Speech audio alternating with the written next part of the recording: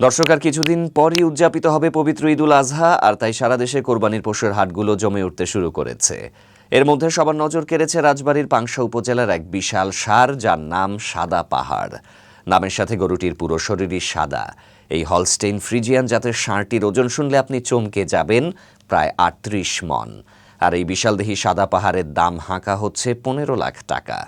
রাজবাড়ীর পাংশা উপজেলার মাছপাড়া ইউনিয়নের রামকোল গ্রামের বাসিন্দা প্রশান্ত কুমার দাসের খামারে লালন পালন করা হচ্ছে এই সাদা পাহাড়কে। প্রতিদিন দূর দূরান্ত থেকে বহু উৎসুক জনতা এই বিশাল গরুটি দেখতে ভিড় করছে। রাখাল কালাম প্রামাণিক জানান, সাদা পাহাড়কে অন্যান্য খাবারের সাথে নিজেদের জমিতে লাগানো নেপিয়ার ঘাস খাওয়ানো হয়। অনেকেই গরুর সঙ্গে সেলফি তোলার জন্য আসেন। এত বড় গরু জেলাতে আর একটিও নেই। প্রশান্ত কুমার দাস জানালেন, প্রায় ৪ বছর ধরে সাদা পাহাড়কে অত্যন্ত যত্ন সহকারে লালন পালন করা হচ্ছে। এই সুঠাম দেহের পেছনে রয়েছে নিয়মিত পরিচর্যা। শুকনো খড়, ভুট্টা, খেসারি ও যবের সংমিশ্রণে তৈরি করা ভুসি এবং প্রচুর পরিমাণে কাঁচা ঘাস খাওয়ানো হয় এই ষাঁড়কে। প্রতিদিন ৩ বার গোসল করানো হয় এবং ২৪ ঘন্টায় ফ্যান ও লাইট চালিয়ে এর আরাম নিশ্চিত করা হয়। প্রশান্তবাবু আরও বলেন, আমরা গ্রামাঞ্চলের মানুষ, শহরের হাটবাজার খুব বেশি একটা চিনি না।